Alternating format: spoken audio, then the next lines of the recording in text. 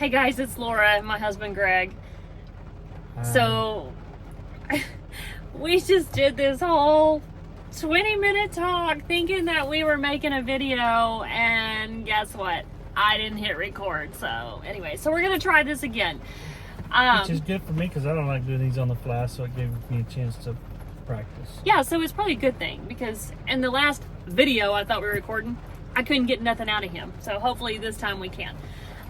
Anyways, today on the way home from church, you know, I just randomly, like random things just pop in my head, and I just randomly, you know, started talking about stuff. I like word vomit. So I was asking Greg, I said, what do you struggle with? What are your struggles? You know, blah, blah, blah. And he's like, nothing. I don't struggle with anything. I said, okay, listen, Superman, I know that you think you don't struggle, but you do. So what do you struggle with? What'd you say? Kryptonite. Kryptonite. Because, you know, Superman struggled with kryptonite. So I was like, kryptonite? What the heck is kryptonite? So little of me, I go Google and I look up what kryptonite is. We all know kryptonite is fictional. It's not real.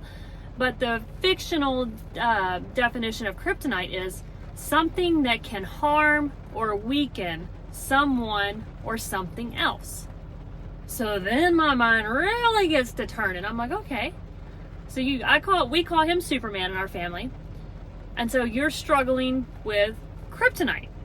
Well, kryptonite is something that can seriously harm or weaken you. So what is your kryptonite? So then I got to thinking, well, gosh, what is my kryptonite? What do I struggle with that can harm or weaken me? Well, for me, I struggle with anxiety on a daily basis. I'm on medication, I pray, I read my Bible, I meditate, sound healing, all that stuff. I still struggle with anxiety. So I asked Greg, what is your kryptonite? What do you struggle with? And what'd you say? Nothing. Because men feel that it is weak to let anyone else know that they struggle with anything. Why are you guys like that? Because we're Superman. No! Oh. Superman struggled. He struggled with kryptonite. And I think he actually struggled with Lois Lane too. Because weren't they like in love or something? And she was like, she wouldn't give him the time of day or something? Isn't that what happened? I don't know. I never really watched the movies. I mean, I'm so ADD that I cannot sit and watch a movie. So I'm just kind of, giving you cliff notes of what I thought Superman was about. But what do you struggle with? For real? Insecurities and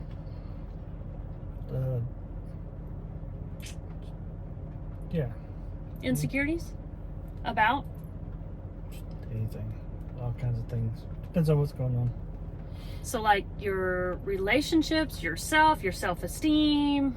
Yeah, self-esteem sometimes is, yeah. I mean, your insecurities will affect your self-esteem, which then affects other things.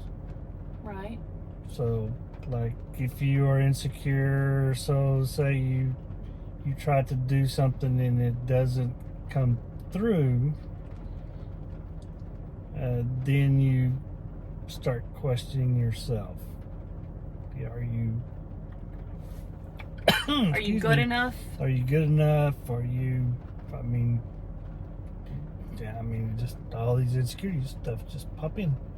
Okay, so like if you go into, so say you go on a job interview and you go into this job interview and you already have these just tell me, I don't know if I'm on track here, but you already have these insecurities, and like me, I have self-esteem issues. Even though I'm a very dramatic, in-your-face person, I still have self-esteem issues. So say I'm going to a job interview and I already have all these insecurities built up and fears, and then I go in and I feel like I did good in this interview, but then I don't get the job.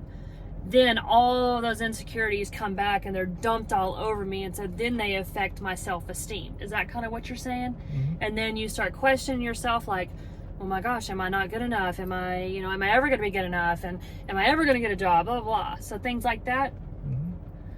So well, it wasn't a job, but yes, similar. Gotcha. So men struggle with that too. Mm-hmm. See, and I guess me as a female, and I don't know if you other ladies are like this, but me as a female, I never would have, okay, me as your wife, I would have never guess that from you because you don't ever show that to me. You don't show that side to me. Why don't you do that? Are you afraid that I would look at you differently, or I would think you were weak? No, we're just Superman. We just try to do My it gosh. ourselves. Get off the Superman kick. Yes, you're Superman, but Superman had weaknesses too. But why don't men, but really though, why don't men show that to the women in their life? Because sometimes, like, you know, if you're struggling with something and you're in your head and you're not talking to me, I think it's me. Just like if I'm struggling with something, I'm in my head and I'm not talking to you, you think it's you, that you've done something. But me, I'm usually the one who will vomit everything out and, you know, mess everything up and fix it later. But you hold it in and you get quiet. So why don't men talk to their spouses about that? Do men think that their female, you know, companions or whatever are going to find them weaker if they have these issues? Maybe just a control thing. We gotta work through it ourselves. We gotta get. Wait, control thing. No, you gotta stop that. There's a whole lot of meat right there. What do you mean control thing? Just a thing where we take care of it. We'll handle it. That's what we do. That's what okay. we are. So you have to control that. Right. That kryptonite in your life. Right. Oh, okay, that makes sense. Okay, but when you're doing that though, you're projecting, and other people can sometimes take it as it's them. You see what I'm saying? I didn't give it to them. They shouldn't take it. Oh my gosh, this is what I deal with. Anyways, my kryptonite, as I said, is anxiety. I struggle with it daily. I do, you know, and I didn't used to. I mean, used to? Oh my gosh. I was going. Nothing ever bothered me until, you know, I had heart surgery last year in 2022, and it was like, bam, I woke up and 3 days later the anxiety hit, the panic attacks, and I have not been able to shake it. Granted, yes, it has gotten, what would you say, 90% better. It's a lot better. Yeah, but I still struggle on a daily, minute by minute basis. Yes, I take medication, and there is nothing that I'm ashamed of. And if you're on medication for anxiety or depression, you shouldn't be either, because mental health is real. I take medication, I read my Bible, I do Bible studies, I pray, I meditate, sound baths, all of those things to try and help me, but I still struggle. You know, I go to bed at night thinking, okay, tomorrow's gonna be a good day.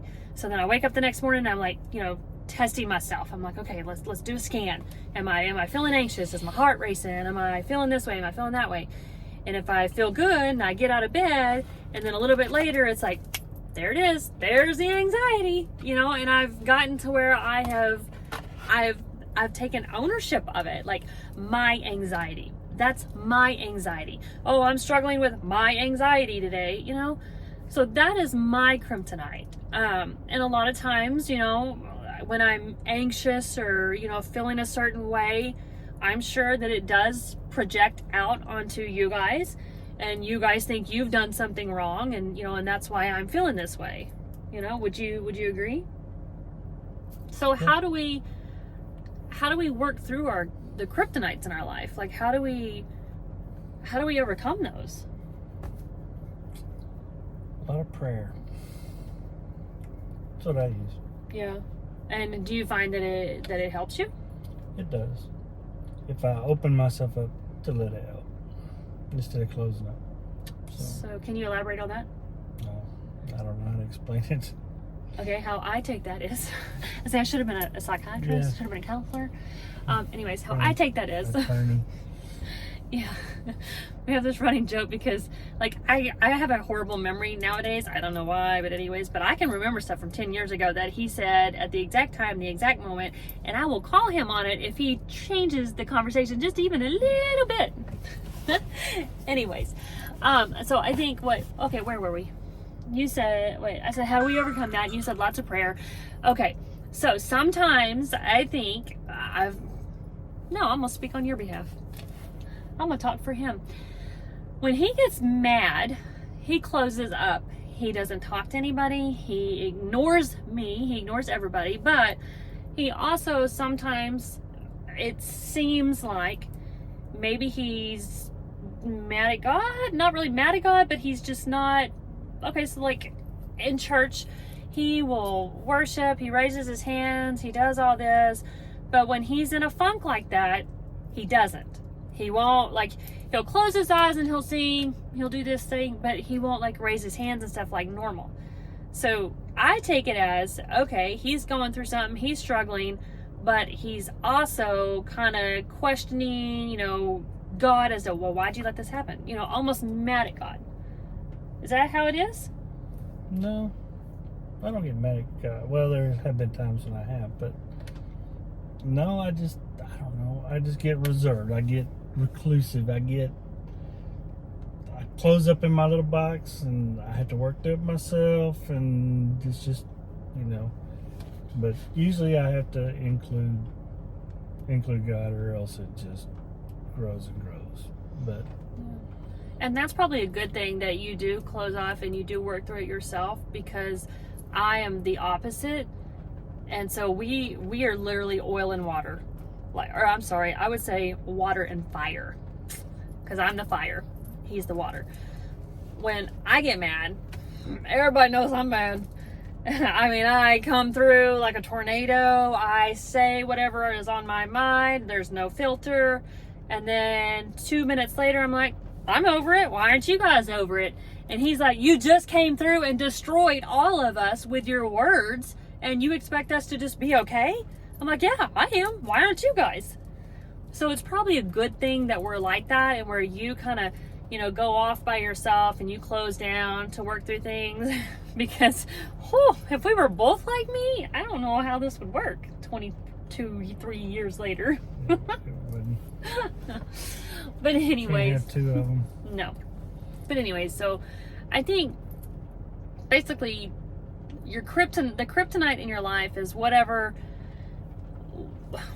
is holding you back, or whatever has the potential to harm you, to bring you down, to destroy you mentally. You know, how would you describe kryptonite for someone else who's struggling with something? I don't know, because the enemy's going to do anything he can to take away any peace, joy, comfort, strength, anything that comes from God. The enemy's going to take that away. And whatever it is, it's going to be your kryptonite, and that's what he's going to use against you, just like they use that against Superman. Even though he was Superman, his enemies could use that against him and hold him back and weaken him. Our enemy's the same way. And he's going to use things that will make you close up, make you rethink, you know, or not rethink, but think the way that you shouldn't think and everything, which will distract you from where we actually get the things that we've been learning about in church for the last, 6 weeks, is the gifts of spirit, peace, joy, all that stuff, and being a chosen one. It will distract you from that, and then it will just drag you further away. And that's what you have to work through, and that's what I have to do. I have to work through it to push myself back to get where I need to be. And you said he will make you rethink, and then you stopped and you shifted directions, but I want to go back to that. I think, so if you feel like you're supposed to do, if you feel called to do something, called in a certain area, and then it doesn't go as planned, then the enemy will use all your insecurities and your self-confidence issues, and he will make you rethink, well, maybe I wasn't called for that. Well, maybe I'm just not good enough. Well, he will make you rethink what you know is true about yourself. He'll make you rethink all that and question it. So, and I think that's what happens with a lot of us. And then that in a sense becomes our kryptonite, is we are using, we're allowing the enemy to make us rethink what we know about ourselves and what we have been told, by God about ourselves and what we believe about ourselves. So, yeah, I think that's your kryptonite too. So, yeah, it's through lots of, prayer, reading the word, bless you, Excuse me. reading the word, and just every day is a battle. Every second, every minute is a battle. But when you feel that kryptonite coming up, you know, you have to be like, what did Superman do with the kryptonite? What did he do? I didn't Google that. Did he let it destroy him? Or he fought it? No, I think it just weakens him, takes his power away, but then eventually he gets it back. Yeah, because he pushes through. He pushes through and he gets his power back. And we as humans, not Supermen, Superwomen, we as humans can do that too. We have to keep pushing through, minute by minute, second by second, day by day, push through that kryptonite to get your power back. Because we all have powers within us. We just have to figure out how we're going to use them and how we're going to push through the kryptonite to use them. So, you got anything else you want to add? Stay away from kryptonite. Stay away from kryptonite. I got one thing to add. All you men out there, start talking to your spouse. If you feel a certain way, quit bottling that crap up and making them think it's them. Or, you know what? Have a safe word. That's what, so we were just talking to Bree and Jimmy about that. So we, you know, have conversations and they have developed a safe word. I'm not going to say what their safe word is, but we have a safe word where if I'm mad and he's messing with me, I'm going to say a word and he knows he's supposed to stop. Does he? No. But anyways, or if we're both fighting and I am in my fire and he's in his water, he can say our safe word and then we're both supposed to walk away. So, you know what? Men, if you, I'm just speaking on behalf of us women to you men, if you're struggling with something and your wife, girlfriend, whatever, thinks it's her, y'all need to have a safe word where you can say, look, tacos. And she'll know, okay, you're struggling with something, so she's not going to bother you. She's going to let you work through it. Therefore, she doesn't think that it's her. So, Arizona, that's our safe word. Okay? So, when you're struggling with something, say Arizona and I'll know it's not me. Deal? Deal? I'll try. If I can remember that. Texas. Oklahoma. Arkansas. Anyways. Just name all 50 of them. I think we've been married for almost 23 years, 22 years. How long Yeah, have we been married? and I haven't wrung her neck yet, so. Yeah. Close a few times, but. My neck's still here. Anyways. All right. So, we all need to make a point to push through our kryptonite and work through our crap and just make it through this thing called life. And if you don't know Jesus, get to know Jesus. Yeah. Because I don't know how you can get through this life without it. Just saying.